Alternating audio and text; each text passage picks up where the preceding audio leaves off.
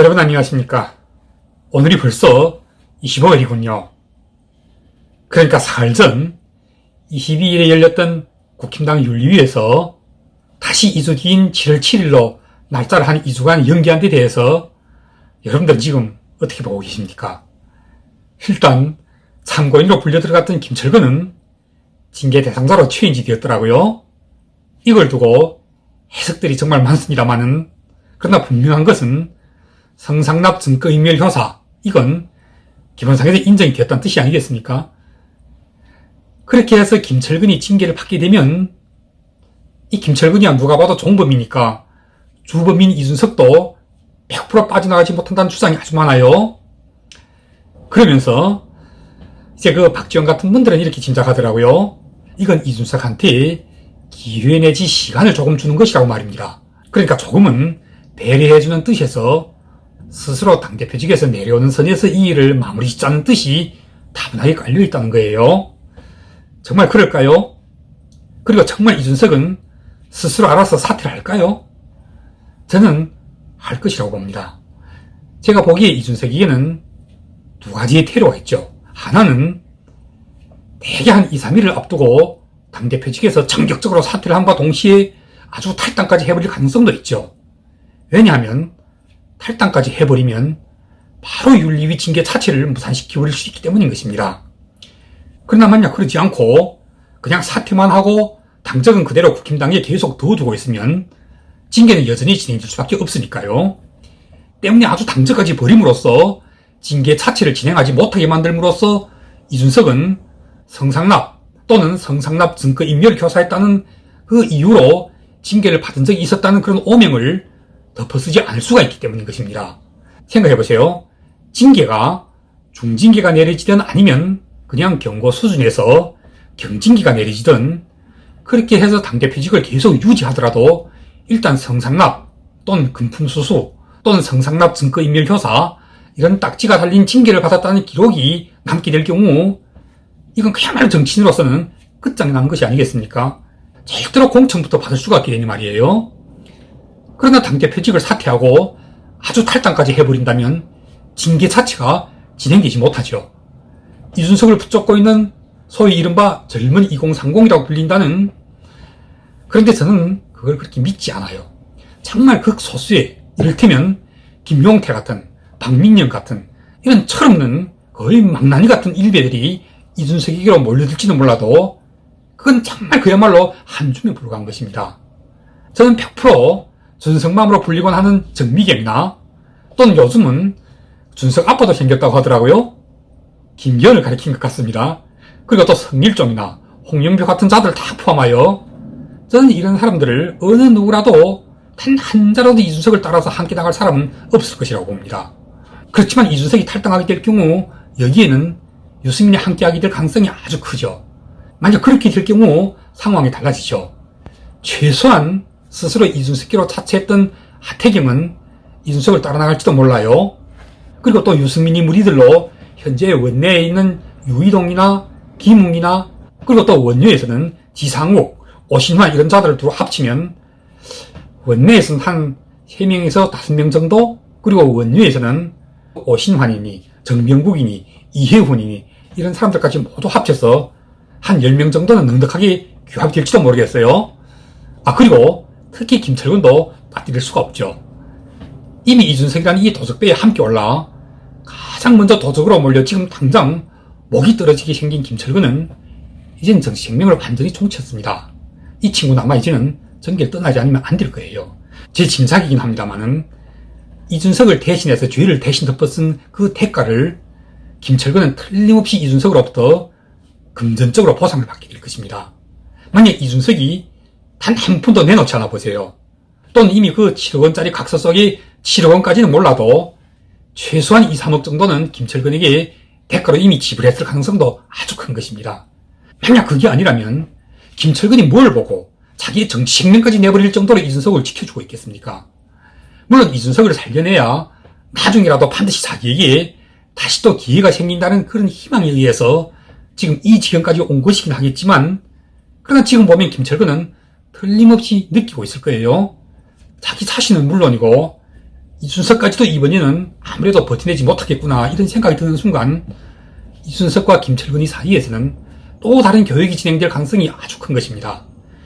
그렇게 되면 이번에야말로 이준석은 다른 누구도 아닌 바로 김철근으로부터 정말 생각 밖의 위협과 공갈을 받게 될 수가 있는 것입니다. 이준석, 너 때문에 내가 치른 이 대가 넌 어떻게 갚을 거냐고 김철근이 반드시 따지고 물을 것입니다. 이준석이 계속 당대표가 되어 공천권이라도 행사할 수 있다면야 다음 총선에서 김철근을 당선이 확실한 지역에다가 공천하는 방법으로 보답할 수라도 있겠지만 이제는 김철근은 그것을 기대할 수가 없게 된 거잖아요. 그렇게 되면 이제 김철근에게 남은 것은 돈으로 보상받을 수밖에 없는 것입니다. 다시 말씀드리자면 아마 지금쯤 아니면 어쩌면 이미 이준석은 김철근에게 자기 때문에 김철근이 치른 이 대가를 돈으로 보상했을 가능성이 아주 큰 것입니다. 그게 아니고는 다른 무엇으로 설명이 되지 않으니까요. 생각해보세요. 정치에 이익 말고 다른 또 무슨 그 이익 자체를 넘어서는 위대한 이념이나 또는 의리 같은 것이 존재합니까? 특히나 이준석이나 김철근 같은 그야말로 배신을 반복듯이 해온 자들에게 과연 어떤 위대한 이념이나 또는 삼국지 속의 그 도원결의 같은 그런 생명과도 바꿀 수 있는 그런 감동적인 일이가 존재할 수가 있겠습니까? 때문에 지금 이준석에게 가장 위험한 적은 누구겠습니까? 그 아이카이스트의 김성진? 또는 장모 이사? 아니면 강용석, 김세희? 또 아니면 정진석이나 장재원 같은 윤핵관들? 아니죠. 제일 무서운 적은 지금 김철근이 된 것입니다. 원래 믿는 구석이 가장 먼저 무너진다고 하잖아요. 아니, 믿는 도끼에 발등이 찍힌다고 하잖아요. 김철근이 이준석을 지켜주고 있는 것은 이준석으로부터 공천을 약속받았기 때문 말고 다른 것은 없는 것입니다. 그런데 그것도 이준석이 당대표로서 권한을 가지고 있을 때만이 가능한 것입니다. 그리고 김철근 본인도 무사해야만이 가능한 것이 아니겠습니까? 예를 들면 보세요. 김철근의 그 살신성이라는 희생으로 말미암아 이준석은 살아났는데 정작 김철근 본인이 이번 윤리위에서 징계를 받고 당권 정지를 한 1년쯤 받거나 또는 탈당 권고를 받아보십시오. 그렇게 되면 설사 이준석 본인은 가까스로 당대표직에서 살아남더라도 김철근을 구제할 방법이 없는 것입니다. 그렇게 되면 김철근 또한 절대로 가만히 있을 수가 없죠. 틀림없이 이준석한테 나를 살려내든지 아니면 내 정치 인생이 너 때문에 종쳤으니까 이제부터 나는 다른 일을 해서 밥 먹고 살아야 하니까 돈이든 뭐든 내놓으라고 할 것이 아니겠습니까? 그때는 절대로 그 각서 속의 7억 그 정도 액수로 끝나지 않는 것입니다. 한마디로 하면 이준석의 운명은 그냥 김철근이 손아귀에 들어가 버린 것입니다. 누가 이준석을 함부로 고문하고 누가 함부로 이준석을 피말릴 수가 있겠습니까? 그건 김철근밖에 없는 것입니다. 이 김철근이라는 시한폭탄 제가 감히 장담을 하는데 언젠가는 반드시 이준석을 죽이고 말 것입니다. 그 시간이 어쩌면 아주 빨리 다가올지도 몰라요. 예를 들면 보세요. 제가 만약 이양희 윤리위원장이라면 저는 김철근한테 이렇게 딜을 하겠습니다. 지금이라도 사실대로 말하면 당신에 대한 징계는 하지 않을 것이라고 말입니다. 그러면 김철근은 어떤 속계산을 할까요? 그래, 사실대로 말하고 나서 이준석은 죽건 말건 상관 말자. 일단 나부터 살고 보자. 우선 내가 징계를 받지 않는 것이 중요하지. 이렇게 생각하겠죠? 그런데 아니죠. 내가 여기서 사실대로 다 풀고 나면 이준석은 100% 출당 제명당할 것이고 김철근 자신은 징계를 면할 수가 있겠지만 그런다고 해서 이준석이 없는 김철근에게 과연 미래가 있을까요? 김철근은 비록 징계를 면할지는 모르지만 그 역시 여전히 죽은 것이나 다름없는 것입니다. 한마디로 하면 산송장이 되어버린 것입니다. 그렇게 될 경우 김철근은 그동안 자신이 이준석을 위해서 대신 치른 그 대가를 어디 가서도 받아낼 수가 없게 되는 것입니다. 때문에 지금 상황에서 김철근은 이제는 그야말로 파부 침주, 밥지을 솥을 깨뜨렸고 돌아갈 때 타고 갈 배도 이미 물속에 다 가라앉혀버린 것입니다. 길이 없어요. 그냥 끝까지 가는 수밖에. 그래서 죽건 살건 어쨌든 이준석과 함께 같이 가야 그나마 공천이건 아니면 그 대신 돈이건 둘 중에 뭐든지 하나는 건질 수가 있게 되는 것입니다. 자, 그렇게 되면 이준석은 어떻게 할까요? 7월 7일에 만약 이준석은 살고 김철근만 죽는다면 그렇게 되면 이제 그때로부터는 이준석의 명줄은 그냥 김철근이 손아귀에 딱 쥐어버리는 것입니다. 김철근이 돈 내놓으라고 하면 돈 내놓아야 하고 나 가게를 열겠으니까 한 7억 좀 투자 유치해달라고 하면 그냥 가짜 엉터리 각서로 넘기지 못하죠. 반드시 7억을 내놓지 않고는 배견하지 못하는 것입니다. 그러다가 이제 어느 날 김철근은 벼락맞고 죽게 될지도 몰라요. 우리가 영화나 드라마 속에서 보면 이렇게 책 잡힌 자가 끝없이 삥 뜯기다가 나중에는 악이 돋아 살인 청부까지 하는 그런 이야기들이 아주 많잖아요. 물론 이건 가설이긴 합니다만 여러분, 지금 바로 이런 영화 아니면 드라마 같은 데서나 볼 수 있을 법한 굉장하게 더럽고도 음흉한 그야말로 한국판 여의도 스릴러를 우리가 지금 모두 함께 구경하고 있는 것입니다.